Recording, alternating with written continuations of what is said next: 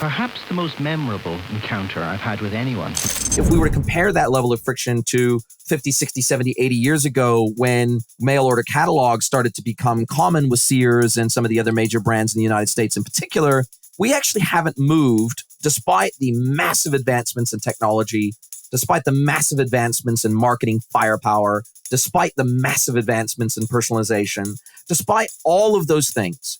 The model itself is still largely a digital version of a mail order catalog. Welcome to the Own Your Commerce podcast, where leading experts, brands, and innovators reveal strategies for e-commerce growth. I'm your host, Jay Myers, and this show is brought to you by Bold Commerce.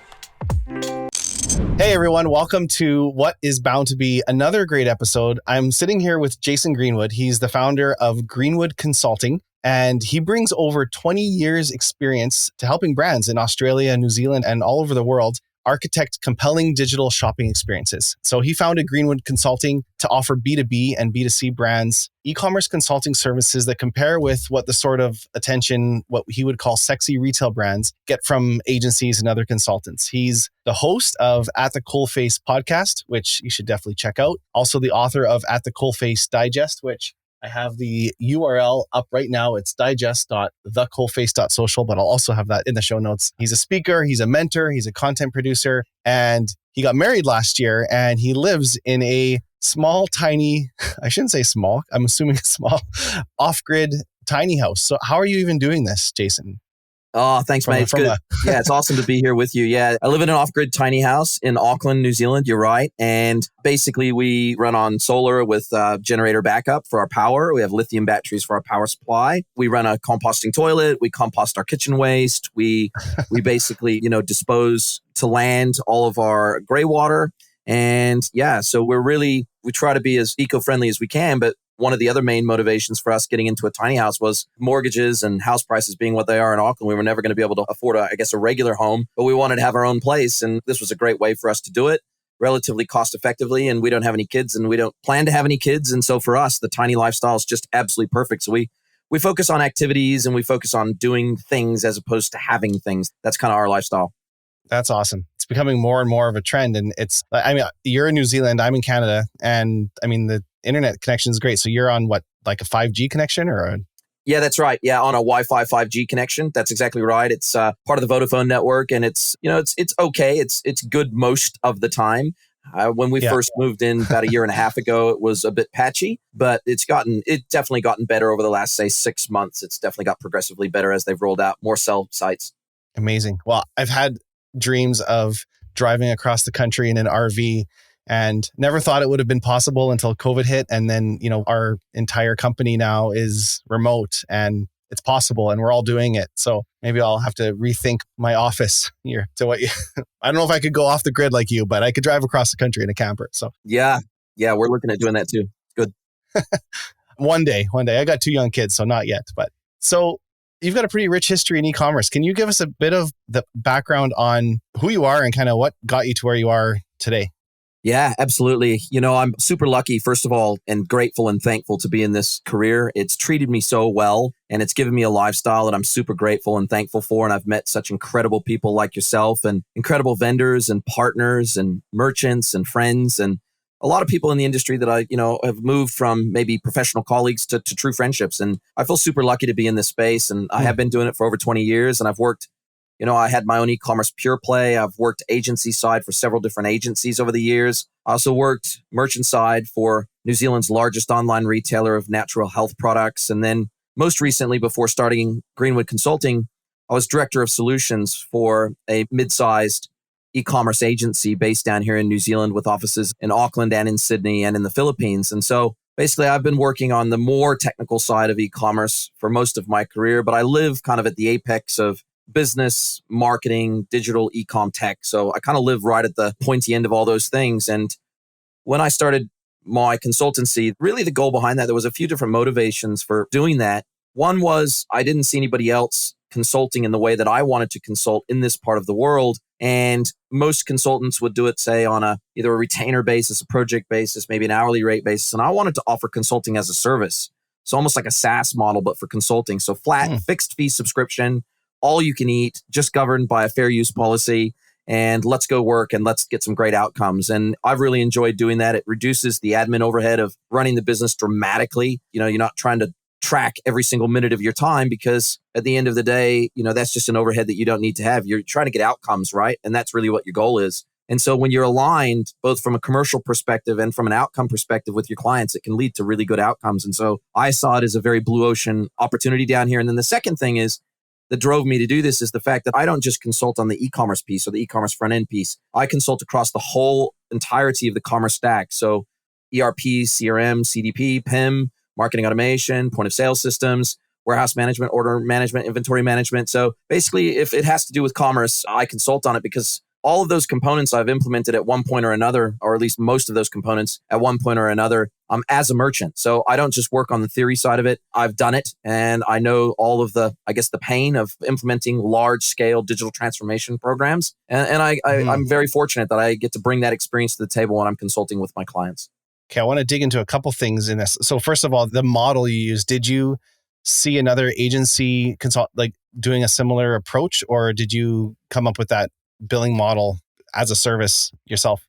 I came up with that on my own. The reason why I did it was because I didn't see anyone else doing it. And I saw, over the years, I've seen quite an extreme misalignment at times between the motivations of an agency or a consultant and the client. So at the end of the day, however you choose to bill, most agencies and most consultancies, they get paid by the hour. If you break it down, sure, maybe it's a retainer model, maybe it's a project-based model, maybe it's a time and materials model, but ultimately you're selling time for money. That's the ultimate model. And so in that model of selling time for money, the more time you spend on a piece of work, the more money that you make. And whereas a client obviously wants you to spend as little time as possible, their goal is to have you spend as little time as possible doing something because they want to pay as little as possible for an outcome. And so I looked at this and I said, how can I do this differently where I don't have such high admin overhead to manage every single second of time so that I can make sure that I'm getting paid for every single second of time? But secondarily, how can I be tightly aligned with my customer to where we actually want to get outcomes as fast as possible with the engagements that my clients have? And really, that was really the prime motivation for this, was reduced admin overheads and also being aligned with what the customer ultimately wanted to get out of the engagement. And how is it going? Like, have you had to make adjustments? Like, did you find when you started, you were maybe, I don't know, overworking for the prices charged? Like, I imagine you, even though you don't track hours for specific projects, you must keep track to still make sure that the unit economics make sense on it, right? I do, and also to track it against the fair use policy. So I have a very generous fair use policy, and it allows me to flex, up and down in a given month as required for the client. And so we understand and we know and we've seen that some months will be a little bit over kind of the fair use policy and some months will be a little bit under the fair use policy. And so we've built that into the model, and we've also built that into our agreement and our terms of service agreement that allows a customer to flex, 20% over, 20% under on a monthly rolling basis. But if they go, significantly over for months on end, then it allows us to open a dialogue with them and say, hey, do you need a more generous fair use policy? And do we need to revisit your subscription fee as a result? And then we can have a very open and frank dialogue based on their needs. And so I haven't had to do that yet. We've been doing this just over a year now. We managed to land 5 really solid clients in our first year of business, and it's been amazing. We don't do any outbound sales at all. We don't do any outbound marketing at all. It's our business was 100% based on 3 things. It's based on content, so social media content, podcast, etc., and making sure that we're putting out what we consider to be hopefully very thought leadership oriented content that's super valuable in its own right. And it's not, if you look back through my content, I don't do any selling through my content whatsoever. And then we have referrals from partners, both tech partners as well as agency partners, where the client may, for example, come to an agency, not be ready for an agency yet, and they need a level of consulting to prepare them for agency. So those agencies will turn them over to us, and then we'll get them all ready to go, maybe write a BRD for them, whatever, and then hand them back to the agency for delivery. And then the third one is client referrals. And so that's really what we've built our model on, is content to raise awareness that we exist in the market and make sure that we're showing what we're capable of and where our knowledge and where our wheelhouse is. And then referrals and partnerships filling in the rest of the gaps. And it's worked so, great so far. And I don't have anything against, a lot of businesses have significant outbound marketing efforts, but it's my hope and my goal that we never have to go down that path. Well, with the method that you're using to acquire business, it compounds. We think about this principle a lot is when you're paying to acquire customers, your growth is you're going to eventually churn customers. And when you're paying to acquire them, it's a never ending funnel that you just have to keep filling. But when a customer turns into more customers and through referrals, you've actually got a healthy business. And the more customers you get, the more they refer and the bigger you are able to grow. So I think it's the best way to go, in my opinion. What are to give me an idea of, like you mentioned B2B and B2C, some of the brands, what I want to get to is some of the challenges you're seeing now in e-commerce and what some of the brands are coming to you for your consulting and your advice on. But maybe just to kind of set the stage on that, like what are some of the types of brands? Like these are retail, they're B2B, they're maybe like some background on platforms they're using, a little bit of context there. And then I'd love to dive into like what you're seeing as challenges they're facing right now. Yeah, so our focus is primarily B2B. We don't focus too much on kind of vanilla retailers that are doing traditional B2C, meaning they're selling someone else's stuff. We focus primarily on really, really hyper complex commerce environments. So B2B environments and D2C, so direct to consumer, where a manufacturer or distributor or wholesaler is wanting to establish a direct to consumer channel.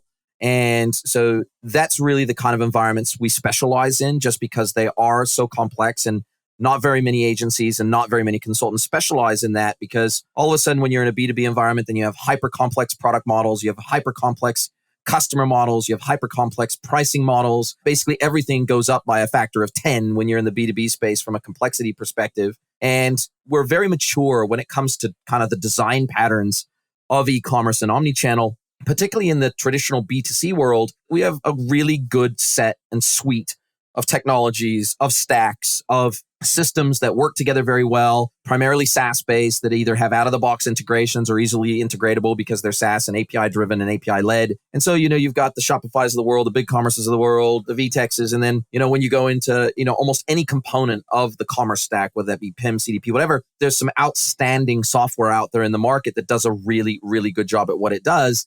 And so the B2C vertical for e-commerce and omnichannel is really mature, even from a personalization, search and merch, just, loyalty, almost every single piece of the stack is quite mature now. And I think the metaverse is going to set the cat amongst the pigeons on that front, but that's probably a discussion for maybe a little bit later or another day. But, B2B, it's a different story. And B2B businesses largely were either didn't have e-commerce at all. If we look back to the beginning of COVID, many B2B businesses in many verticals either didn't do e-commerce at all, or they hadn't looked at their e-commerce implementation in, 3, 4, 5, 10 years in some instances. And it just sort of ran in the background, and it was maybe a bit of a portal, and maybe they could download some price lists, and maybe they could upload an order, or they could email an order through, or heaven forbid, maybe even fax or carrier pigeon. But they're certainly not nearly as mature and certainly not as modern in experience as what we have come to expect in the B2C world. And so I saw a massive opportunity there.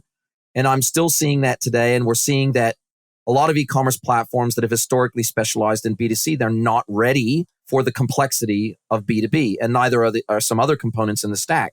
Now, that's rapidly starting to change as we have systems like VTEX that are coming to the fore. And obviously, they've just gone public. We have BigCommerce coming out with their B2B edition and their bundle B2B app that eases a lot of the pain of B2B. And, if we look at BigCommerce, some of the underlying functionality in the platform lends itself to B2B anyway. Things like, customer groups, things like price lists, things like custom facets, and all sorts of other things that really you need to create a really rich B2B customer experience and provide businesses with digital tooling for B2B. And so that's the kind of space that I'm working in. I'm working in these really complex environments where businesses are really trying to figure out, how do we map this legacy business model to a digital world? And how do we exploit digital channels, particularly around digital and e-commerce self-service, so that our sales teams, our BDMs, our BDRs, our field sales reps, et cetera, we can free them up instead of doing admin and inputting orders into an ERP. How can we free them up to build relationships with our customers instead, and then enable the customer for transactional self-service? So that's a lot what I'm seeing in the market at the moment. Do you think, you mentioned that the tech stack of a lot of the commerce, a lot of the brands, it's become more and more mature.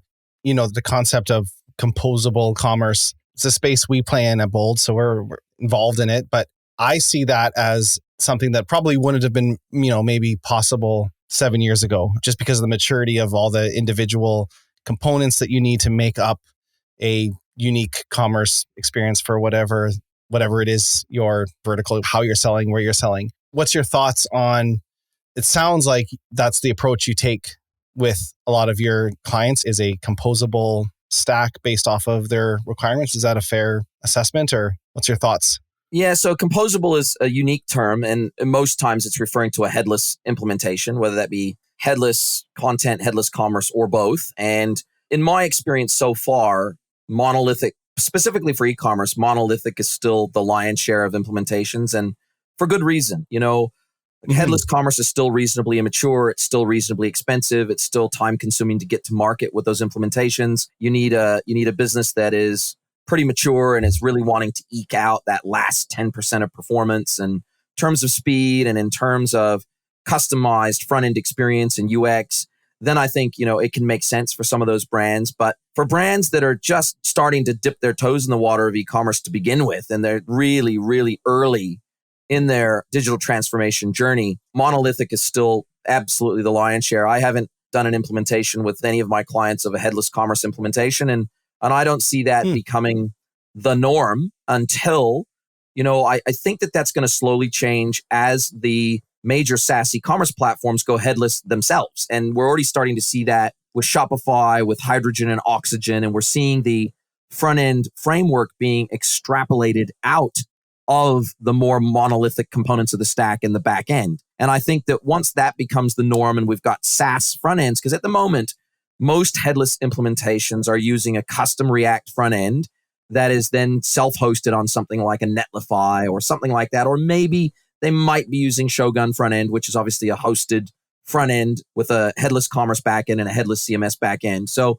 look, there's many different approaches to headless or composable commerce, but what I'm seeing so far is that it's only the very, very largest and most mature brands that are considering headless seriously, and where they can actually see the benefits and the ROI of a headless implementation, because it's still very new. It's still very immature. The major SaaS, monolithic SaaS platforms, your Shopify, your BigCommerce, all, Salesforce Commerce Cloud, they're all monolithic still. And really, the only thing that's driven, at least down in this part of the world, the main thing that's driven even the discussion around headless is honestly the very, very poor performance of Magento 2. That's been the catalyst for a lot of headless discussions, to be honest. But rather than, go headless on Magento 2, what a lot of brands have decided is the better way to go is to go monolithic on a proper, modern, fast, performant SaaS e-commerce platform instead. Would you say that skews towards B2B, or like a headless front end in the B2B world, you're probably bang on, doesn't make as much incremental benefit as probably B2C when a customer is coming from, like you mentioned, Shogun. Like, I actually had Finbar, the CEO, on the podcast. I don't know what it was, one of the earlier episodes, but he had some pretty interesting stats specifically from Instagram. When you're scrolling Instagram and your thumb is basically on autopilot going to the next post, and if you click on an ad or click on a link, if it doesn't load almost as fast as the next post, your thumb just kind of subconsciously goes back and keeps scrolling. Yeah. And he had some interesting data on some of the brands, saw like some were 35%, some were 25%, but significant numbers of increases, but from social media, not from a Google search where someone's going out looking specifically for a product. I'm guessing your thoughts there are kind of skewed towards the B2B world a bit, would you say? Yeah, but I also think that social commerce is going to get, that's all going to move to in-app commerce anyway. So the reality is that, whilst headless is a little bit of a stopgap measure of today, contextual commerce, whether that be in-app purchasing, which still in the West, we're light years behind Asia in terms of in-app purchasing. In-app shopping is pretty good, but in-app purchasing is not ubiquitous, and it's not easy, and it's fraught with friction. And then that's going to change. That's going to change over the next few years. Then as we bring in the metaverse, we're not even going to be transacting on e-commerce websites anymore. We're going to be transacting in 3D environments. And so there's a lot of things coming to our industry that headless is a very specific solution to a very specific problem. And I just don't think that problem that it solves for today will always be a problem. And so I just think that whilst it's suitable in certain situations and it warrants thorough investigation by some of the world's largest brands, some of the most successful brands, some of the ones where they're getting so much traffic that a 0.01% lift in conversion rate is substantial, then I think absolutely. But for most brands, in my experience, whether that be B2C, D2C, B2B, doesn't matter. There is so much other low-hanging fruit for them to get right first that I think that sometimes Headless is the latest shiny thing for developers to get stuck into, because developers will do what developers do, which is to have fun with new tech. And because Headless is so developer heavy and so developer centric, of course developers love Headless, because it's a lot of work and it's a lot of maintenance, and it makes the implementation very, very sticky for the agencies that do those implementations because they're so custom. And so I think there's a lot of commercial benefits for everyone other than the retailer in a headless environment. Yes, there are some benefits to it. Do I think it's universally beneficial for all merchants today with the state of maturity that Headless is? I would have to say that's a resounding no. Yeah, definitely agree on that state. It's definitely not it's the right scenarios. It makes sense, but I would still say for sure in the majority, you're bang on. You're touching on a few things. I read an article you wrote, I don't know when it was, but just all around the topic of what you call stealth commerce. And I think you're kind of tiptoeing it a little bit around here. I'd love to actually dive into that, because I know that's something that you have given a lot of thought to and have some opinions on, of how commerce might happen in the future. And you've kind of called it stealth commerce. Maybe can you explain what that is? And then I have some questions on it, but what is stealth commerce and explain the concept to me. Yep, you're right. I coined that term a couple of years ago because I didn't see anyone else in our industry really talking about it. And I didn't see anybody even willing to own up to the fact that in the future, a lot of transactions that we recognize as transactions today as consumers in the future will be unrecognizable as a transaction. And let me explain what I mean by that. So as of today, even with the most seamless and frictionless e-commerce website experiences today, it's fraught with friction, right? You still navigate the site, you still find what you're looking for, you still maybe go through a home, category, PDP, cart, checkout, payment method selection, putting in your address, selecting maybe click and collect. There is just every single step of the buying journey today on most e-commerce websites is just fraught with friction. And I think in the future, and if we were to compare that level of friction to 50, 60, 70, 80 years ago, when mail order catalogs started to become common with Sears and some of the other major brands in the United States in particular, we actually haven't moved, despite the massive advancements in technology, despite the massive advancements in marketing firepower, despite the massive advancements in personalization, despite all of those things. The model itself is still largely a digital version of a mail order catalog. That's the reality. If we like to pat ourselves on the back, and I'm no different. I like to pat myself on the back for all the amazing customer experiences we've built over the last 20 years. But the reality is, if I'm brutally honest with myself, we're really just digitalizing a mail order catalog and trying to remove points of friction along that journey. And if we look to the future, I think that is not going to be the experience that stays in market. I don't think it's going to be the experience that wins. I think we're going to move to a model of smartification of almost everything. Everything is going to become net connected. And largely, most of our purchases are going to be based on automation. So in other words, we're going to have smart clothes that are going to be embedded with Wi-Fi chips, and they're going to be tracking how many times they've been washed, how threadbare a piece of clothing is, for example, and then it's going to automatically communicate via Wi-Fi, most likely with Amazon, or even if it's your favorite retailer, your favorite D2C brand, it's going to automatically communicate with them at a certain point to where almost like, how today with a given retail store, you have min-maxes. Okay, I'm going to always have in this retail store, I'm always going to have 5 units of this on the shelf. And when I go below 5 units, I'm going to automatically reorder from the supplier and get it shipped in, right? We're going to have the exact same thing in our daily life. We're going to have, smart vehicles that automatically, when it's time for an oil change, that vehicle is going to automatically communicate and book us in with our local mechanic. It's automatically going to order the oil and filter from our preferred supplier, automatically have it shipped to them, and then automatically send us a notification in our calendar, automatically going to add the booking to our calendar. And all of a sudden, all we're going to have to do is take the vehicle in at the appropriate time, because it's all happened seamlessly behind the scenes. No ringing a mechanic, no booking in, no ordering the oil and filter, no ordering the parts. It's all just going to happen. We'll have to pre-approve all that process to happen, of course, but it's a one-time approval, and then it just happens almost like subscriptions of today. But most subscription models of today are kind of dumb. They don't take into account fluctuating usage. They don't take into account, they're just a standard fire and forget. And you have to, with your standard subscription model where let's say you sell supplements and someone signs up for a subscription and they get this bottle of pills that's shipped once per month. Well, if they want to modify that because they have a new family member that starts taking that supplement alongside them, or they're going away on holiday and they want to put it on pause, they've got to actually log in. They've got to pause, cancel, resume, change frequencies. They got to do all that manually as a customer.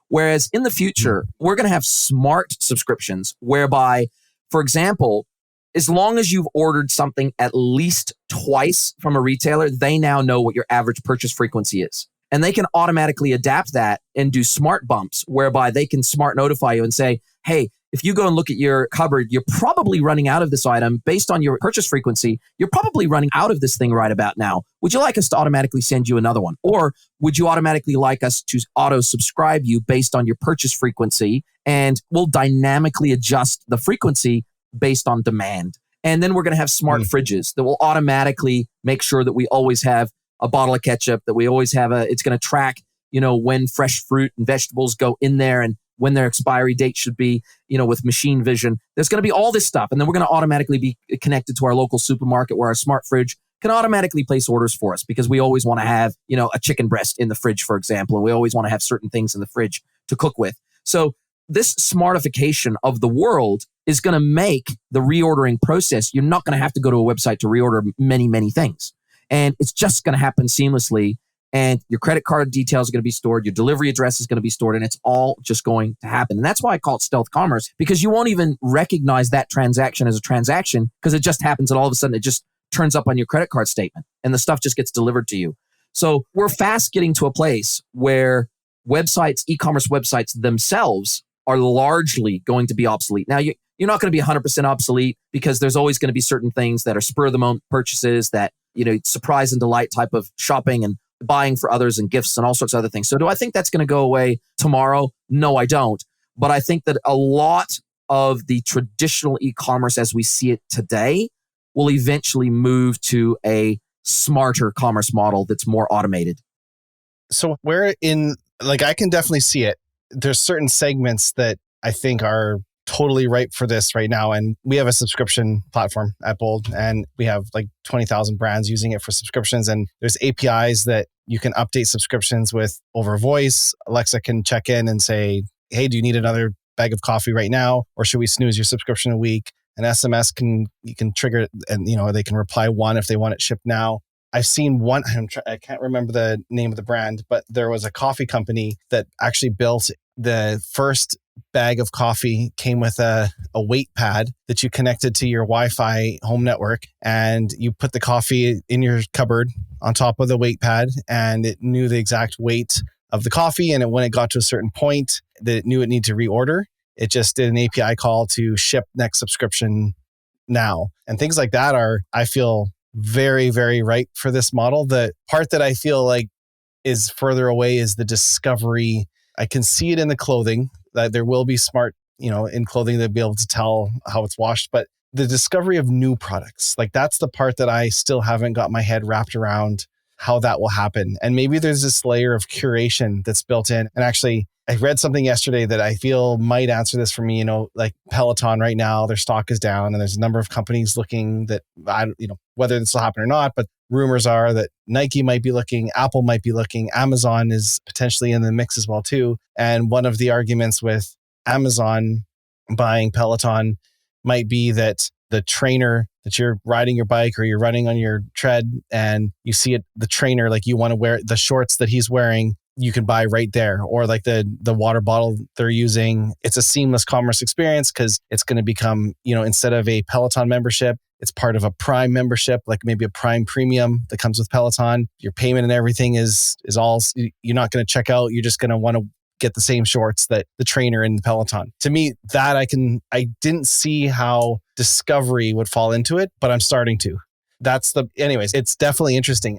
Yeah, I totally agree with you. I think discovery is still a key dopamine factor that's part of our biology, right? The discover, find, success model feeds the dopamine receptors in our body. And so biologically, we're not going to remove that anytime soon. So yes, I think commerce will be everywhere, but I think we're going to, even in those scenarios, as you pointed out, we're going to so remove the friction that we will not recognize it as a transaction like we do today. And so whether that be through AR glasses that interpret QR codes on clothes in a store and can automatically add it to our cart or can automatically add it to a wish list or a compare list. And then we can automatically check out with just looking in a certain direction through our AR glasses. And then all of a sudden it just turns up at our door to we see something in real life looking through our AR glasses and we click a button and we go, I don't know what that thing is, or I don't know who makes it, or I don't know what brand that is, but I really like it and I want to find something similar to that online and I want to buy it. We're going to have shortcuts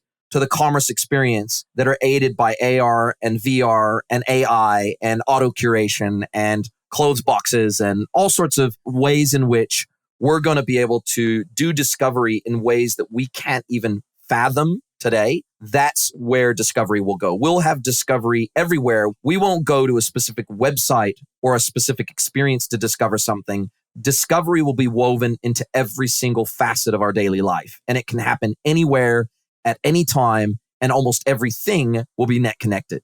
And that's where discovery starts to become universal.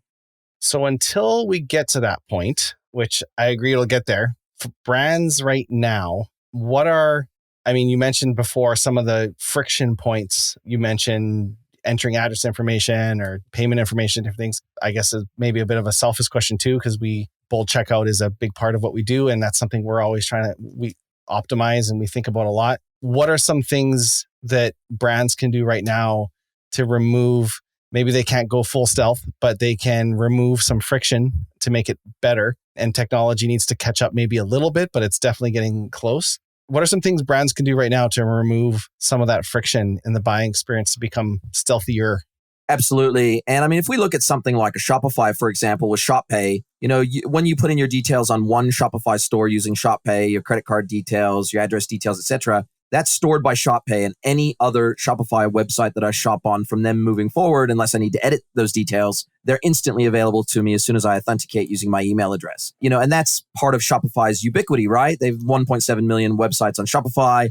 And so there's a lot of brands using Shopify. So that one thing alone can remove a ton of friction. And the problem I have with so many of these other sort of quasi one-click checkout experiences like Fast and Bolt and some of the other one-click checkout experiences, they're just not ubiquitous enough. And the reality is they're just not running on enough websites to where, the promise of them is to be more like Shop Pay, but the reality is it's just not yet and may never get there, to be honest. But, if someone like Stripe was to do that, if someone like Stripe was to come out, because Stripe powers so much of the internet from a payments perspective, if they were to come out with effectively a digital wallet, a tokenized digital wallet that basically anywhere Stripe was deployed, both in-store and online, and effectively was almost like a one-click checkout like Shop Pay was, and it could be woven into any checkout experience anywhere, I think that's something that will reduce a lot of friction.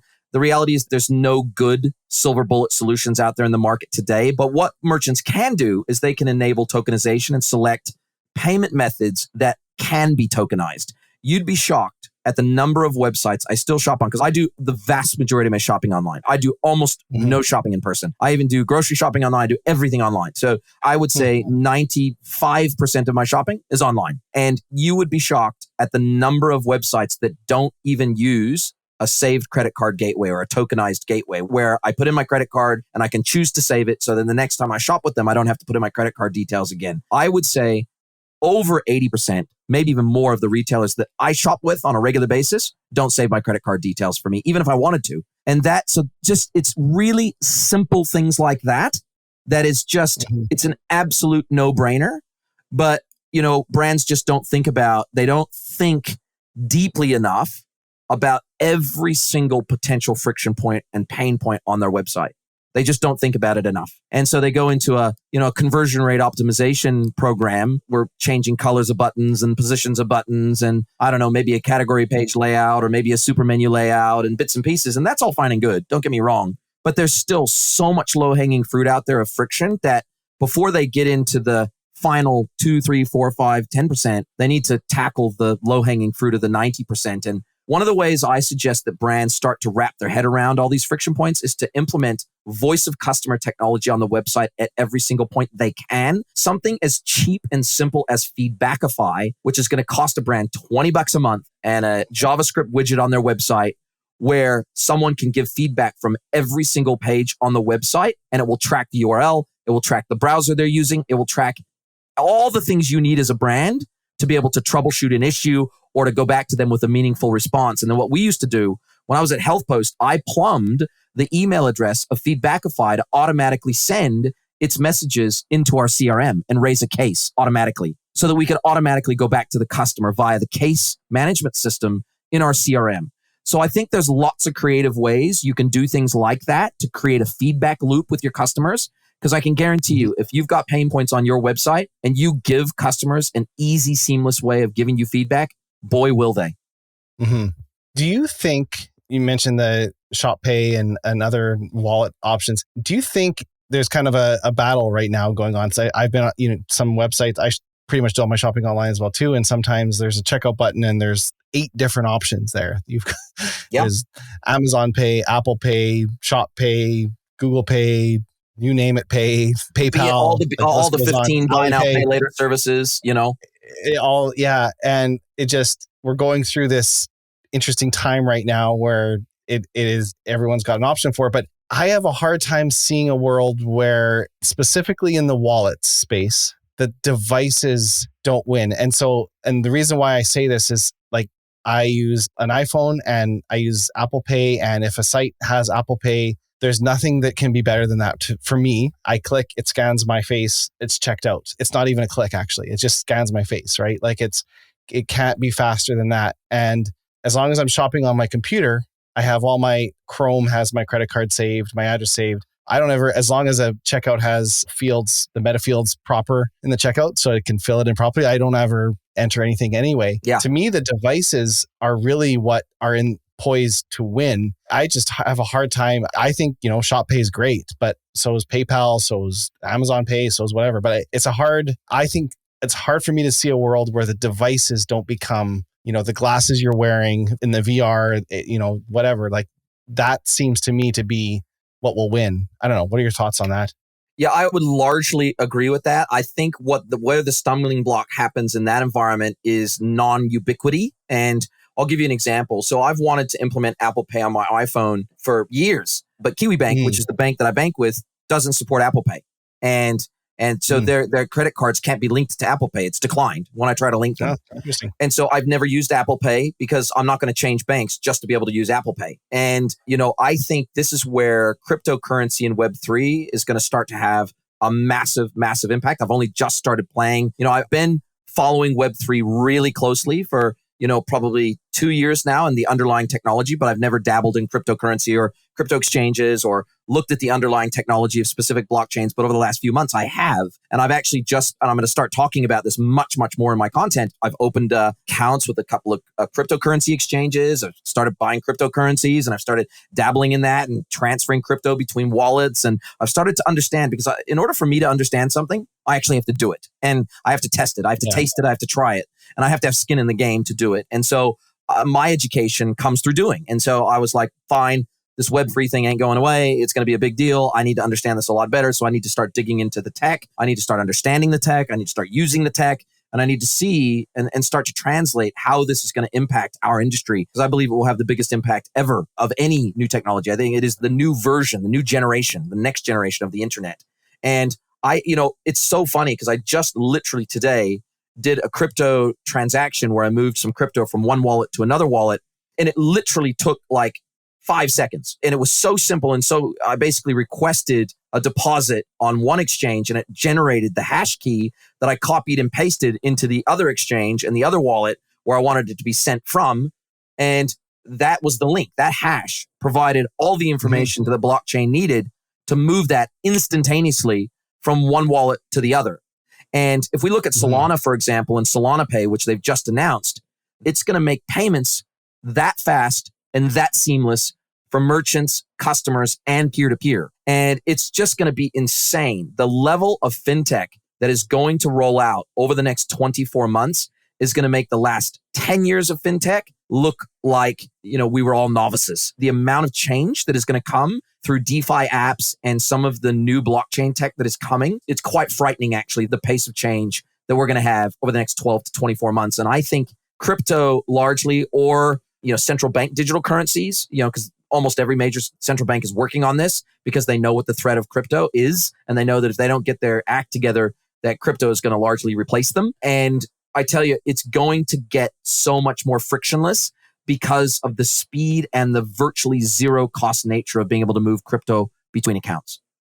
And the security, to me, and I'm not an expert, but I am following it. And I do, if what the promise of it holds true, I think basically everything you said is true. I think that the big question mark is, will it come through, right? Like there's still because if it does, it has the promise to add security and trust to, it'll remove all the intermediaries, to be able to buy directly from a brand without every trust intermediary in between, and that's what Visa is. That's what banks are. That's what everything, none of that is actually needed anymore.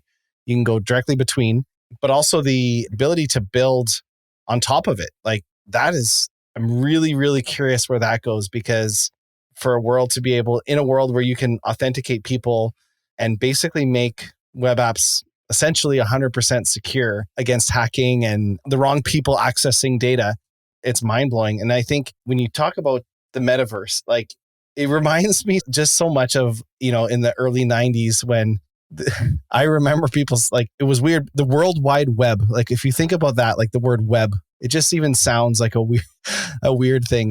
What's the web? And I remember people buying domains, it sounds like right now we're talking about the metaverse. Why would someone want to own a space in the metaverse, or own the same way we were talking 25 years ago? Why would someone want to own a domain on the web? I don't know. It's just, why would someone want to have a website for themselves, for example? Where is that website? It's in the web. Yeah. Why would I want to shop online? And why would I want to put my credit card details in online when anybody could just steal it? That was the thinking. I remember, because when I graduated high school in 1992, and that's really when the consumer web was really just starting to get kicked off. And you're right, everybody was, I was in boots and all because I saw the future. Even then, I recognized this is a big deal and this is not going away.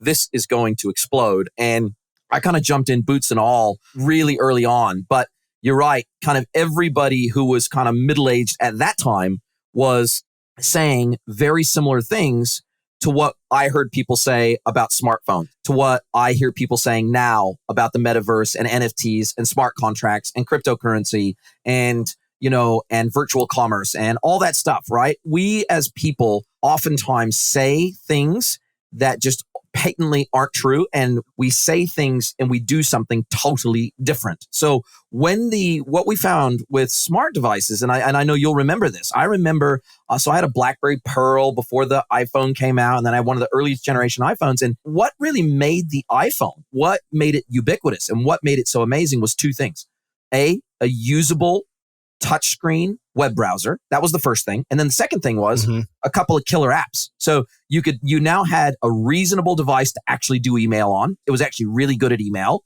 Then you had a device that could do other things with other business focused apps that made it super utilitarian to you, that it was actually it wasn't just a plaything. It wasn't just an entertainment thing. You could actually be productive on it for the very first time. And everybody, even in the beginning of the iPhone, when the App Store was very small, everybody had their pet app. Everybody had one or two apps that they go, oh my God, I couldn't live without this app, right? It might have only been one or two, but it was those one or two apps that kept them in the ecosystem and kept them lapping it up.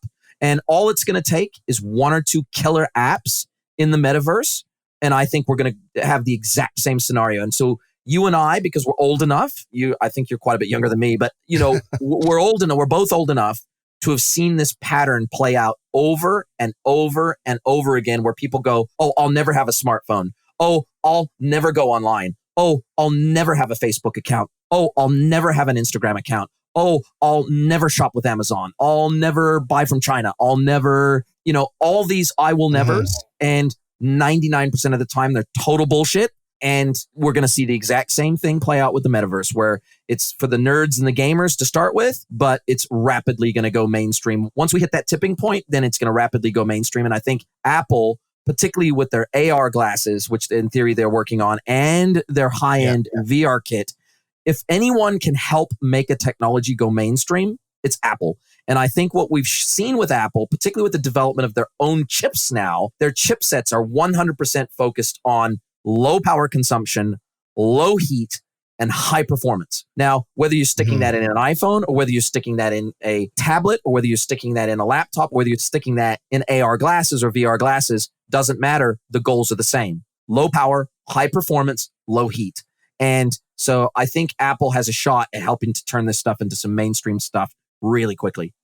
Yeah. And I think that, for me, the big takeaway on it is pay attention to it, be involved, read on it. What you said, sign up for a few wallets, buy a few different coins, buy an NFT, just get involved. It's just the same way that you played with the web when it came out, it's dabble in it, because you need to know what's going on. And if you're not at least involved, you'll miss it. And it's hard to play catch up, and I think right now you're right. It's a couple really killer use cases for it are going to be what tips it over the edge. It's kind of like the world is watching. And once that comes out, the early adopters are in, but now we need to get to the next level. So yeah, couldn't agree more. And, and the funny thing is that you don't have to go crazy. I mean, you could go and literally spend $50 on an exchange on buying a couple of cryptocurrencies. You could go and spend $20 on a non-mainstream, non-popular NFT on OpenSea. You could, you can go up and set up MetaMask for free. You can go and create an account on Coinbase or FXT or whatever, and you can create those accounts for absolutely free. It doesn't cost you anything to create those accounts. It doesn't cost you anything to start thinking about how is this going to affect me in my daily life and potentially in my work life, particularly if I'm a marketer or I work in the digital space. All this stuff is going to start having a pretty big impact pretty quickly. And you don't have to break the bank to go and do it. You don't have to, it's almost like what I tell people that say, oh, I'd love to get into e-commerce. I'd love to go and set up a store. I'd love to go and do this, but I don't even know where to begin. And I'd be like, well, where you begin is you go and sign up for a Shopify site. And you get on their cheapest plan and you spend $10 a month or whatever the hell it is, $15 a month, set up a Shopify store, load up some things, get some things there. Maybe just do drop shipping at first just to dabble in it. You're not doing it to, make a killing. You're not doing it to turf in your day job. You're not doing it to, become a millionaire. You're doing it if you treat it as a learning exercise as opposed to a get rich quick scheme. I think that is how you can depressurize wanting to dip your toes in these new waters. For a guy that lives off the grid and composts everything in the field behind you, I wouldn't expect you to be so passionate about blockchain, crypto, NFTs, Web3. It's interesting.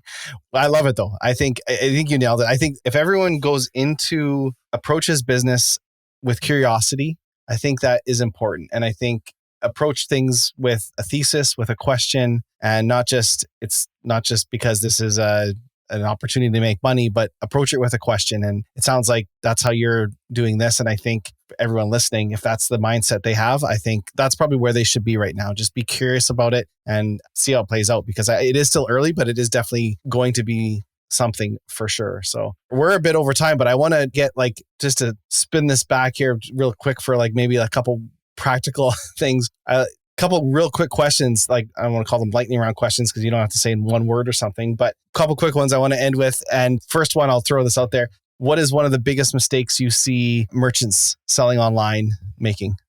Not investing enough in product data and not investing consistently enough in product data. And when I'm talking about product data, I'm talking about both their product model and making that consistent across their catalog, meaning their parent-child relationships and their actual how products relate to each other, but also structured and unstructured product data and treating it oftentimes as an afterthought and treating imagery as an afterthought, product tagging, faceting, filtering, categorization, all that, everything to do with product data.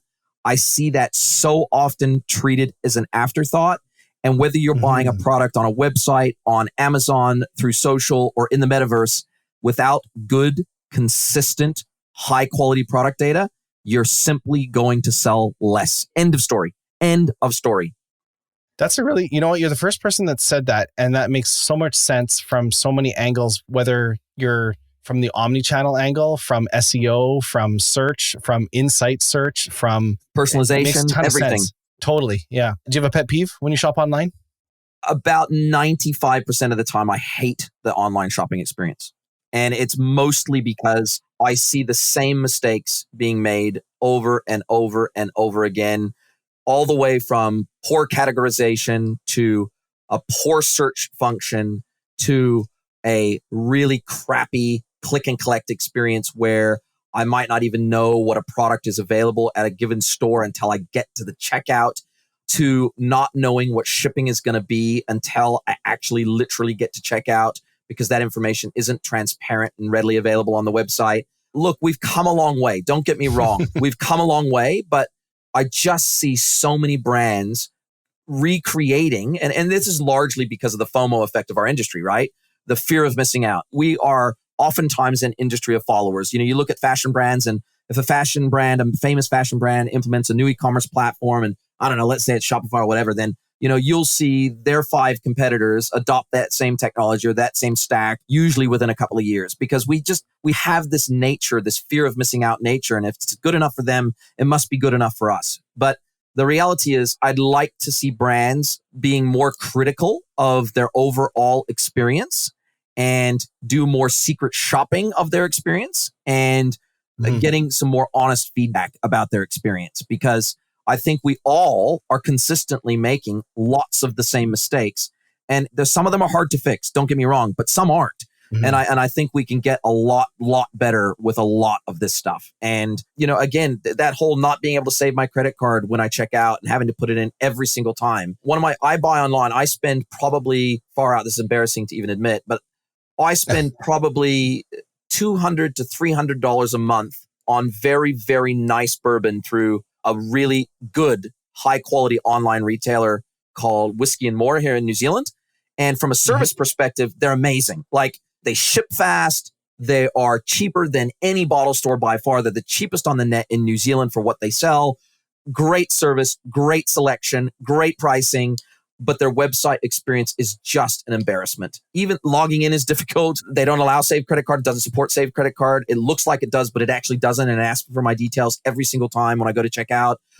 Even seeing stuff that's out of stock is difficult. They do have labels, but it's not consistent across the site where those labels show.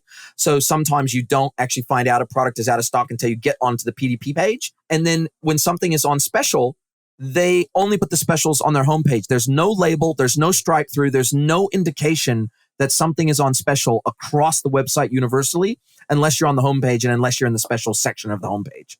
So there's just lots of little, all those things sound so stupid. They all add up. But man, not only would I probably spend more embarrassingly with them if they fixed all these issues, but I would just love them even more than I do, right? And with a modern e-commerce stack, they could fix all that almost overnight. You know what I mean? Totally. Okay, so to flip it around then, what's a store you think is doing a great job? And if you can't think or your favorite online store to shop at, but if there's any brand you would say that, given where technology is today and everything else, that you think does a really good job, stands out, any come to mind?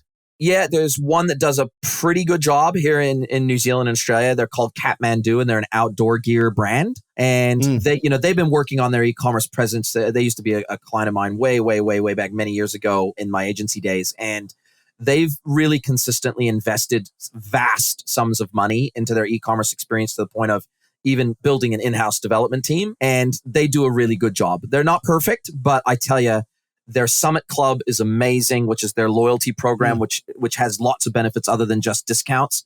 And I like that. I like the fact that there's really tangible benefits of being part of their Summit Club other than spend, earn, spend. You know what I mean? And their product range, their product attributes and display of product information at the appropriate times, their checkout experience, they do a good job. They do a really good job. And there's a couple of others. Pack and Save, funnily enough, theirs is a very rudimentary.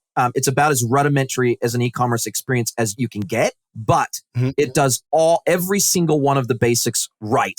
I can always find what I'm looking for.